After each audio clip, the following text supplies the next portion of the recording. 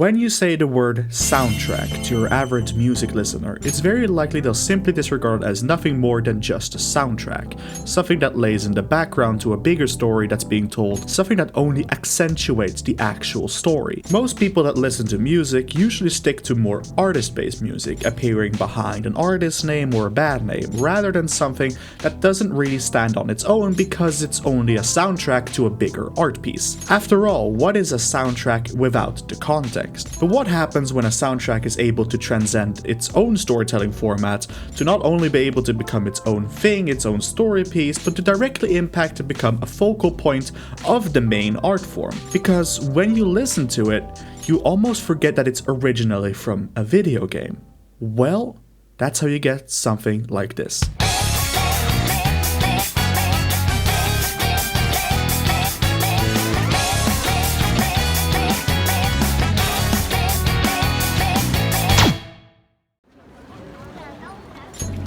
This whole story starts in Japan in the 1970s, with a young composer from Tokyo named Shoji Meguro. Ever since Meguro was a child, he never really enjoyed the pop music of the 1970s and 80s, instead leaning towards the classical music and jazz. However, music remained just a hobby to him until one day in 1997, when he decided to send in a demo tape of what he'd been working on to a video game company called Atlus, who'd just started development on a brand new spin-off title from their popular Megami Tensei series called Megami Ibunroku Persona, with its eventual localization in English being called Revelations Persona. Meguro was hired to do 16 songs for this new game, including Aria of the Soul, a song that today has become a staple of the Persona series.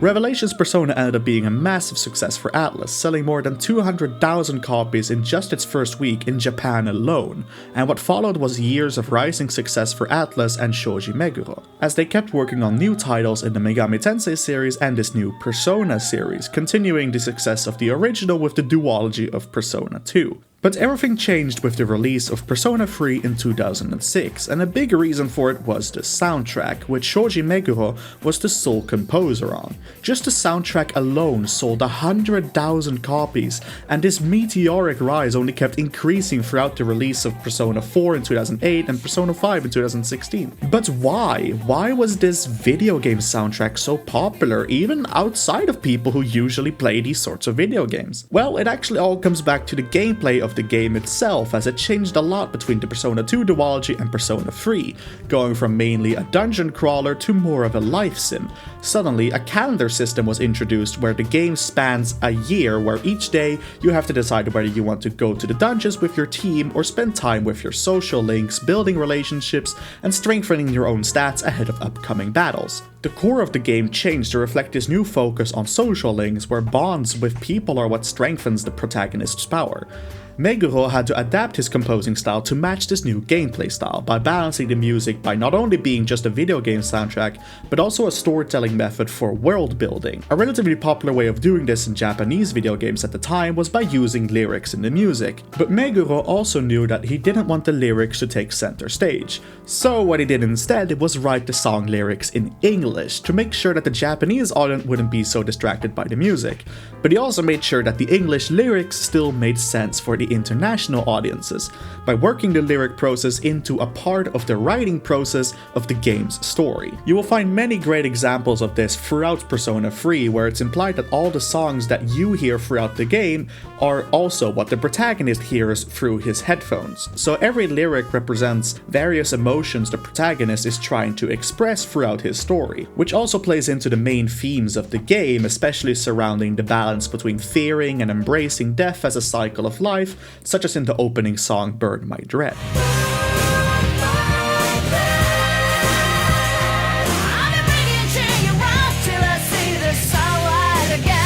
Or wanting to overcome the odds of your own pessimism and nihilism to embrace the bonds of the people around you, so when you walk around the city of Tatsumi Port Island, you will hear songs that reflect the struggle of the protagonist, of trying to find hope in an increasingly hopeless world.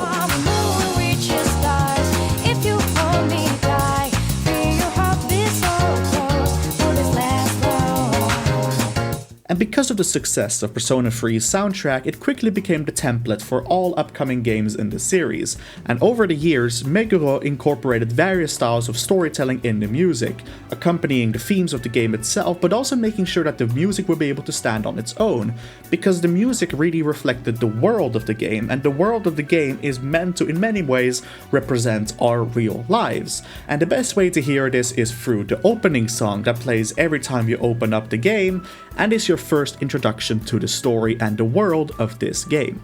The theme of Persona 3 is the duality between life and death, so the music reflected that by having a more two-sided musical style, between hip-hop and rock, which can be heard in Full Moon Full Life, the opening for the remake of Persona 3.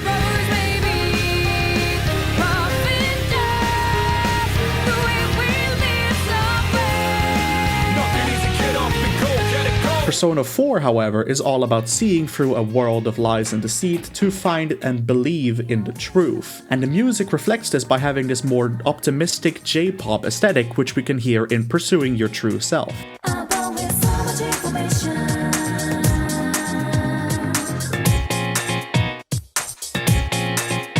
And Persona 5, which is about rebelling against a cruel society and attaining freedom, the music symbolizes this by representing the chaos of the world, incorporating various genres like funk, soul, and jazz into a music genre often defined as acid jazz. Wake up, get up, get up there.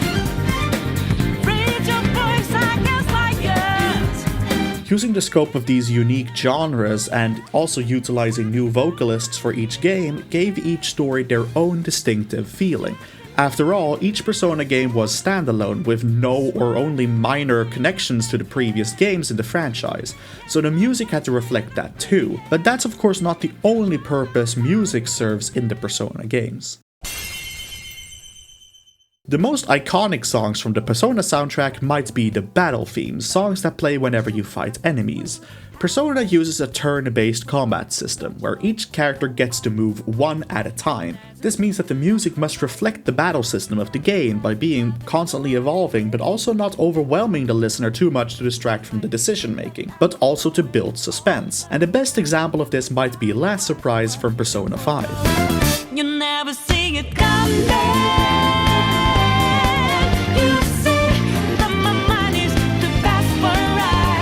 Probably the most iconic song from the Persona soundtrack, Last Surprise is all about surprising the enemy whilst also defying the odds that are set against you, finding the strength within to fight. But this has also been a song that's transcended its original form of being just a battle theme from a video game and has turned into this bombastic jazz fusion song that works under anyone's circumstances. The lyrics of the song aren't meant to be just relatable to the story of Persona 5, but to anyone who struggles with the same sort of issues as the cast of the game. Another more recent example of a song transcending its own format is It's Going Down Now from Persona 3 Reload.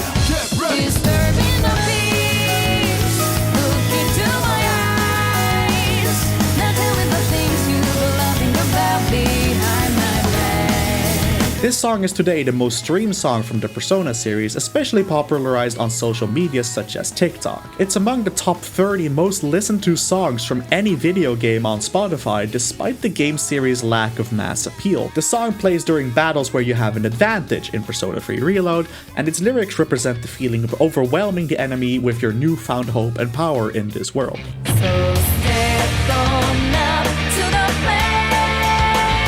Need your faith, what can spin on into the light of As you just heard, Persona 4's battle themes rather represent the motivation of the characters to get to where they are now, thanks to the power of facing their shadows, the versions of themselves they didn't want to accept, and learning how to find the truth and seeing past the lies not only within themselves, but the lies of the fog of the world around them. All these battle themes represent the fighting spirit of the story, the motivation to push you forward, whilst also functioning as an upbeat battle anthem for people's day-to-day lives, which is why these songs have become so popular, even for people who don't even know that they're from a video game in the first place. A big part of the Persona series since the release of Persona 3 is the calendar and social link system, where you have to schedule out every day to plan out what you want to do. Do you want to go to the dungeon of the game, or would you rather increase your stats by going to the gym, watching a movie with a friend, or maybe you just want to get some brand new friends by checking out whatever's happening in town?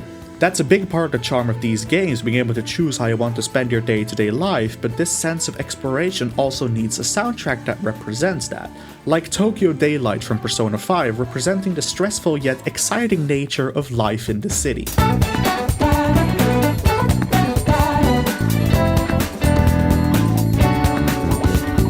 Or the cheerful theme of changing seasons from Persona 3 Reload, playing off the vibes of the summer, but also a sense of calm before the storms.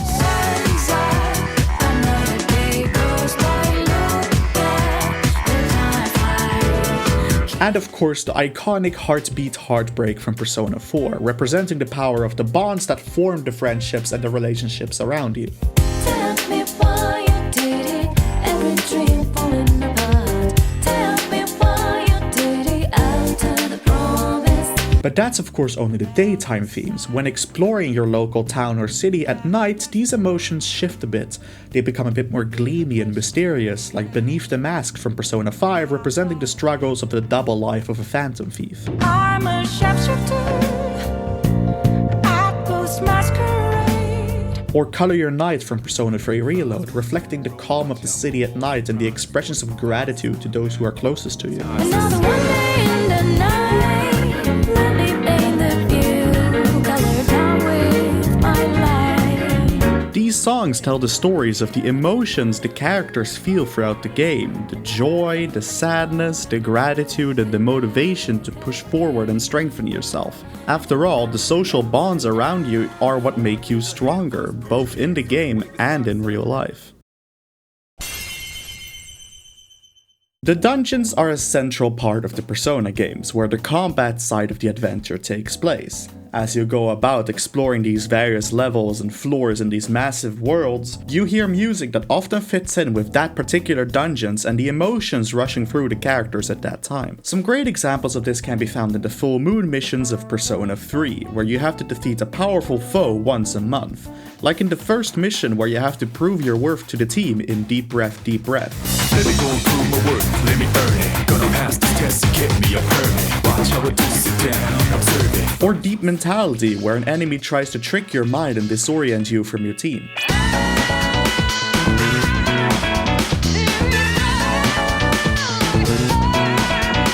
But the first real dungeon themes start showing up in Persona 4 and onward. In Persona 4, there's a mysterious culprit kidnapping people and putting them into a mysterious world inside a TV. Each story arc centers around the kidnapped character and the dungeon created by their shadow, essentially a part of themselves they refuse to accept the truth of. Like the theme of Void Quest, where a character's shadow puts you through a video game-like quest for you to be able to defeat them.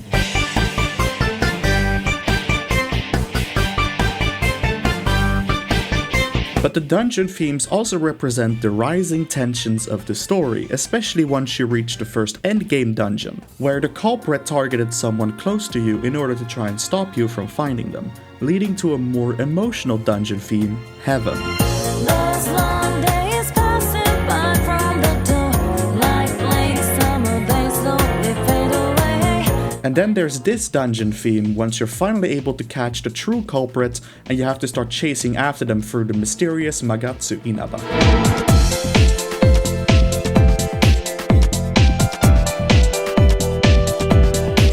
In Persona 5, the dungeon themes represent the emotions of the antagonists, also known as the Palace Rulers. People whose desires are so distorted that their mind has turned into a fictional world known as a palace, that you have to try and explore to steal away their heart, not only to stop their behavior in the real world, but also to steal away the desire that made them so evil in the first place. Like this theme from the Museum of Vanity, which is all about an artist who stole the work from their pupils.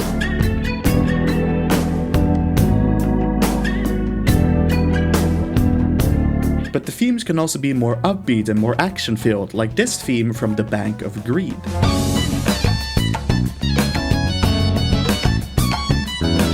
But it can also represent the more introspective side of an antagonist, like the Pyramid of Wrath, all about a character stuck in guilt about their own past.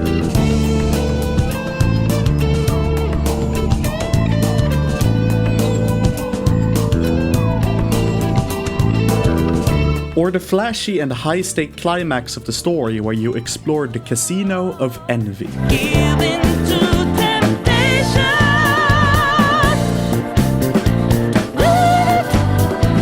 Baby, lose it all, yeah. The dungeon themes function much more as background to the main subject, that being the story being told, so yes, the dungeon themes do function more as a soundtrack.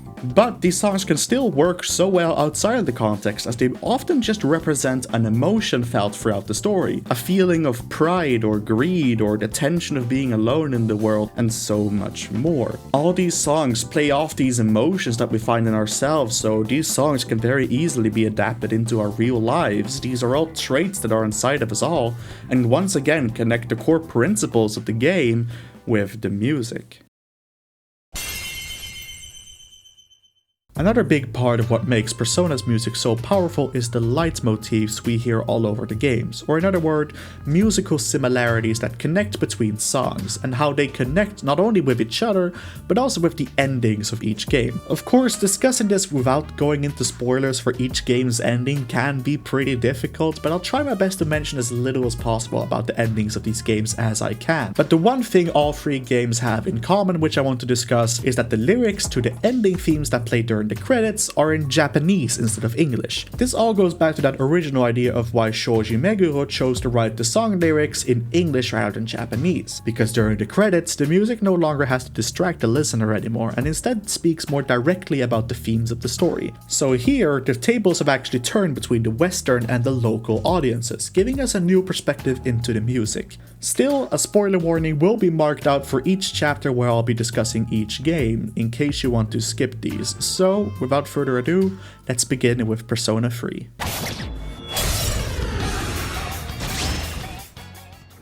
We hear a lot of motifs throughout Persona 3, but probably the most popular one is the recurring theme of Burn My Dread, the original opening song of the game.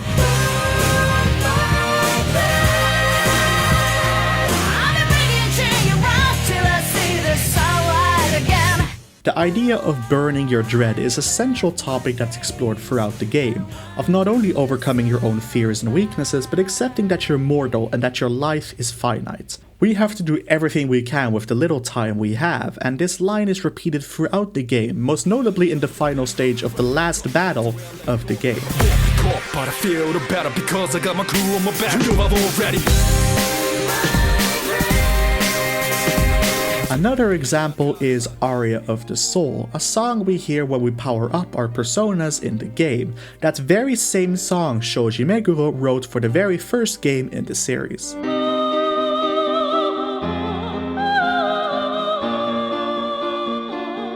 This song is used again in Persona 3 for the first phase of the final battle, representing how the power of personas are at stake, but also how the bonds that give the personas their power in the first place, as this battle threatens the core of the game's ideology, so you must triumph.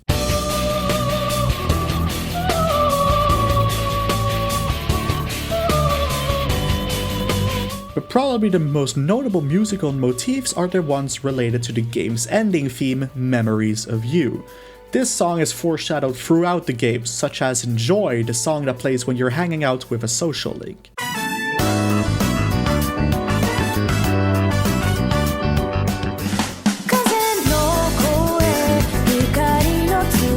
But towards the end of the game, you will also start hearing songs called Memories of the School and Memories of the City, which also foreshadow the ending and its theme.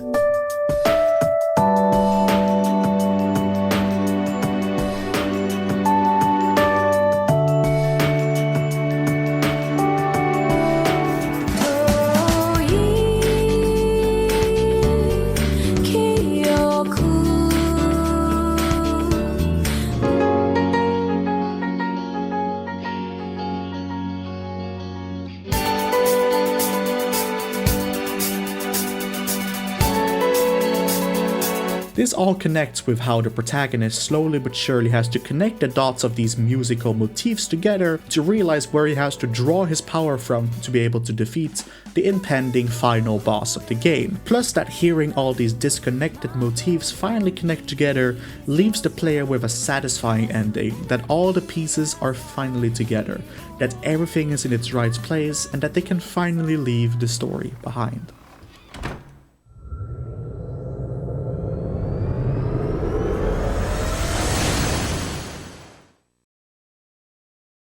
In Persona 4, the main leitmotif is mainly connected to the ending theme, Nevermore, delving into the story's core about accepting the truth no matter how gruesome or dark it may be. Like I Face Myself, a song that plays when someone accepts their shadow as a part of themselves and awakens to their persona.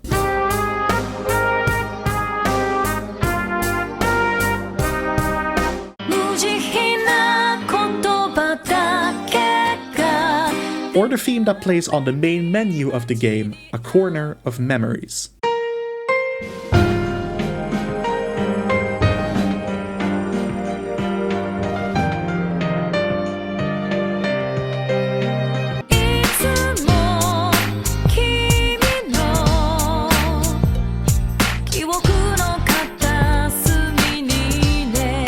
But one of the most noteworthy mention of this leitmotif is in New Days, the song that first plays when you arrive into Inaba at the beginning of the game, foreshadowing the adventure that's about to begin.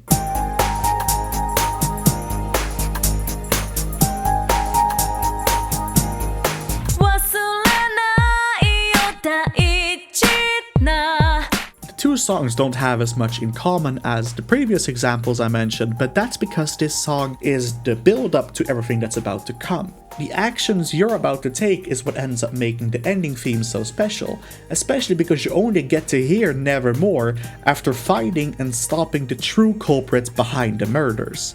And that brings us to the final battle of the game, where you get to face off against the being that put you onto this path in the first place, and at the end of this 7-minute long boss battle theme, we hear a reprise of the usual battle theme we hear in the game, Reach Out to the Truth.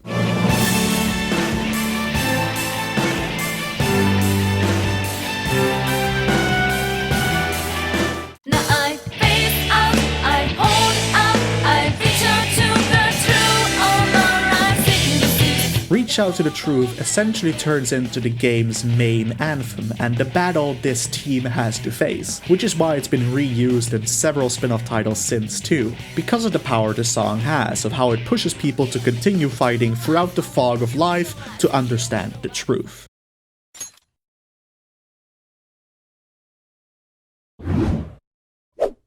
Persona 5 has a lot of motifs throughout its music, most of which I won't be able to discuss today, but one of the leitmotifs you will hear throughout the game is related to Life Will Change, the song that plays when you infiltrate a palace. But it can also be heard in the opening of the game.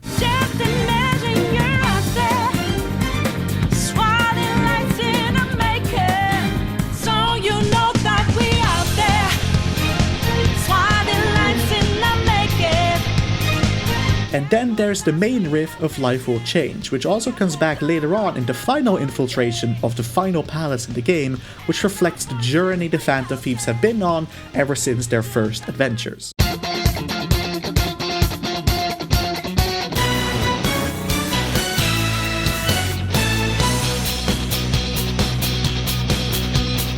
But there are a lot of leitmotifs throughout Persona 5, such as this motif from the opening of Persona 5 Royal, which can also be heard as you walk around the city that's stuck in a false reality in the final arc of the game.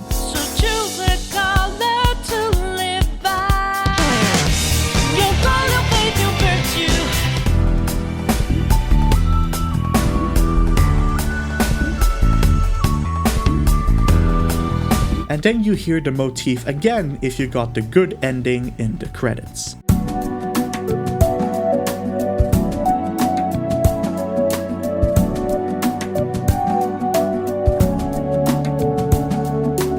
In the true ending of the game, these songs represent that you have resisted against and denied a perfect reality where you had no freedom but everyone's dreams came true. Something so many would have wished for, but in the end you know what people truly desire is freedom. To think for themselves and make their own decisions in life. You dictate how you live your life and no one else can hold that above your head. It's your destiny in the making. If you want to know more about the musical motifs of Persona 5, I'd highly recommend Hiding in Public's video as he discusses leitmotifs to the original credits theme of Persona 5 and how it connects to the series as a whole, so check out this video if you want to learn more about the leitmotifs of Persona 5.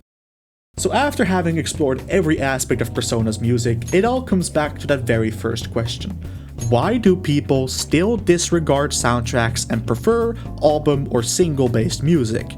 Well, it all comes down to choice, but there's still a lot of stigmatism against soundtracks that they can't really work without the original art form. But note how what made each song unique isn't really their context to the original story of the game, but rather their connections to our emotions. Yes, the Persona games are great and I highly recommend anyone who hasn't tried one to do so, but the main thing I want you to take away is to really look at the music you're listening to and what it represents. If a song represents an emotion inside of you, isn't that much different to the power of a soundtrack? Because at that point, it's already become a soundtrack for you, a soundtrack for your own life. An album is an artist's artwork, a movie is a director's artwork, and a soundtrack is a composer's artwork. But that doesn't mean we can't combine these artworks into our own world, and that is the power of art, not just music, but art doesn't have to be hindered by its original form, as it can mean so much more in the eyes of the beholder than it might have even done for the eyes of the artist themselves. And the sooner we realize this, the better music as a whole will become. Thank you so much for watching. This video has taken me quite a while to finish, in case it wasn't obvious of why I haven't been uploading a lot lately. I had the script ready for this video maybe around February. I had like half the video finished editing around June, and then I decided to just switch up my editing style, decided to make a lot of these transitions. I wanted to make a video about soundtracks for quite a while now. It was one of my first video ideas I actually had for this channel, even before I did all the stuff about Nothing But Thieves and Muse and whatever came after that. So yeah, I'm very happy to finally have it done. Maybe I can make another video about a different game soundtrack or a movie soundtrack or something like that, if that would be something that people are interested in. I also want to thank you all very much for the support over the last few months. Even though I haven't uploaded a lot, I noticed my Hardest Suspect video getting quite a bit of traction, which I really appreciate. So thank you very much for sticking around and watching my videos, even though I have barely done anything this year. Without further ado, I'm gonna go back to writing my next video. Not really sure what the next project will be, but I'll see whatever comes up into my mind. And without further ado, I want to thank you very much for watching, and I'll see you all next time.